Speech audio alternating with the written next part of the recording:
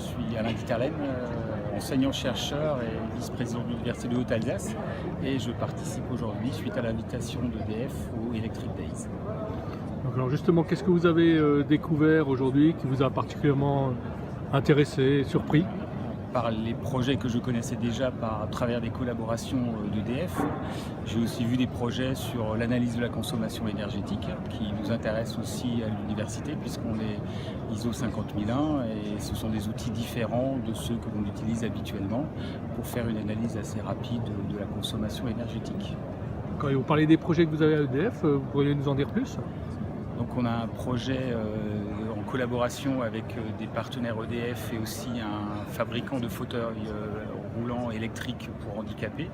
La particularité étant de pouvoir recharger ce fauteuil électrique par voie inductive et c'est le projet, la partie supportée par EDF qui doit proposer à un des étudiants de l'université d'utiliser un fauteuil fabriqué en Alsace qui sera rechargé dans une salle de cours par induction.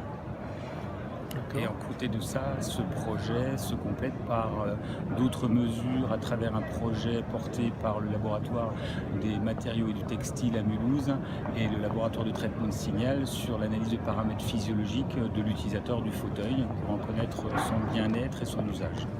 C'est là-dessus qu'on parle de tissu connecté? Oui, on parle de tissu connecté puisqu'on intègre dans le tissu, mais de façon vraiment intégrée et connectée, des capteurs qui permettent de mesurer la température, des pressions, des humidités sur le fauteuil et intégré dans le fauteuil du fauteuil électrique. Et j'ai cru comprendre que ce projet avait débouché sur un autre projet en fait d'isolation connectée, d'isolation durable.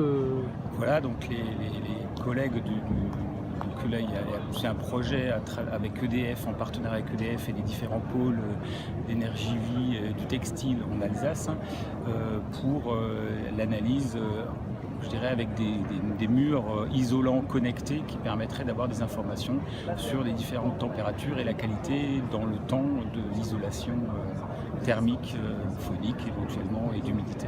Un projet qui réunit des chercheurs de l'UHA? Qui réunit des chercheurs de l'UHA, des chercheurs qui sont dans le domaine des matériaux, des chercheurs qui sont dans le domaine du textile et aussi des chercheurs qui sont dans le domaine de l'instrumentation, des capteurs et du traitement de signal.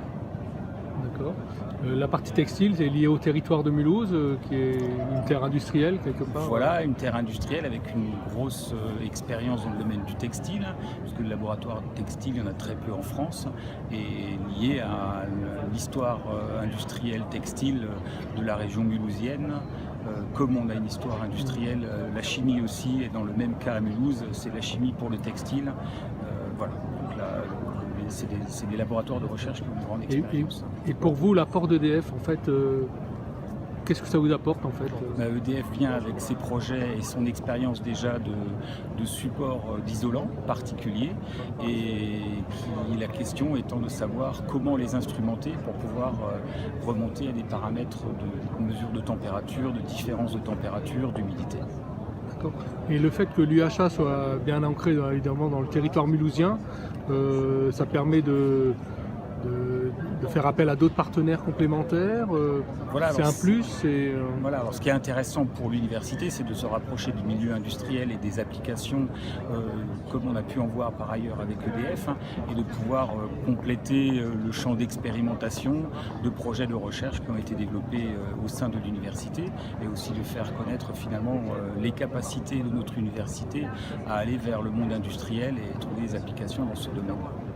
D'accord, merci. Je vous en prie.